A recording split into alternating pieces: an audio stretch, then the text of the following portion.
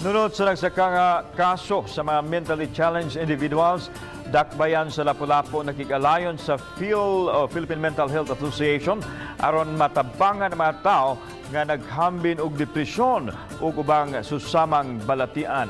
Siluan meron din sa report.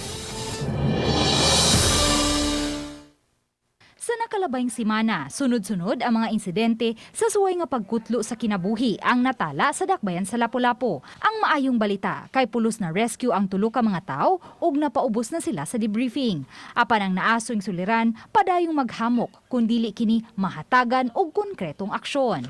Sa nakalabayng simana, naaprubahan na sa konseho ang Memorandum of Agreement tali sa dakbayan sa Lapu-Lapu ug sa Philippine Mental Health Association of the Philippines Cebu chapter.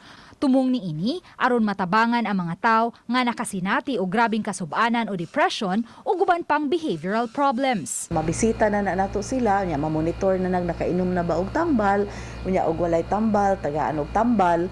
No nya ang kani pong atong mga kaigsunan nga mga depressed, ma-counsel pud sa atong pool of psychologists and psychiatrists sa Philippine Mental Health Association. Matod sa pangu sa DSWD Lapu-Lapu City, Annabeth Quizon, nga nabantayan nila ang pagsaka sa gidaghanon sa mga nakasinati og mental problems atul sa pandemya.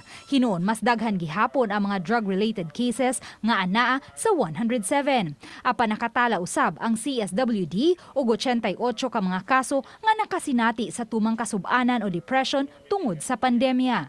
Aminado ang DSWD nga dako unta kaayo og tabang kun may facility nga kabutangan sa mga mentally challenged individuals. Apan samtang wa pa kini, maayo na usab kaayo nga tabang nga adunay mga eksperto gikan sa Philippine Mental Health Association nga regular nga mususi sa ilang kahimtang. Dili pud ta kaadto og butika, di ta kaadto og ospital para makonsulta kay nahadlok lagi ta nga tungod sa COVID matakdan ta. So naatay mga kaigsuunan nga ato nakit-an nga kanang kinahanglan na gyud og tabang nya mao na as much as possible amo gyud ang adtuon sa ilaha kay daghan mang manawag sa amo og gyud nga ma'am behavioral problem mapud. Ubos sa Memorandum of Agreement, adunay 30,000 pesos nga honorarium matag buwan nga hataganan ang dakbayan ngadto sa mental health team gawa sa transportation expenses ug pagkaon ug accommodation.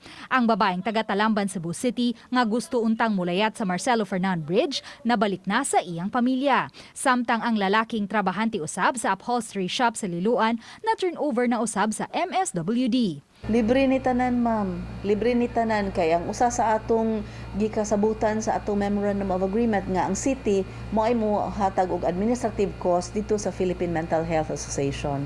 Uban ni Marlon Melgazo, Luan Narondina, Balitang Bisdak.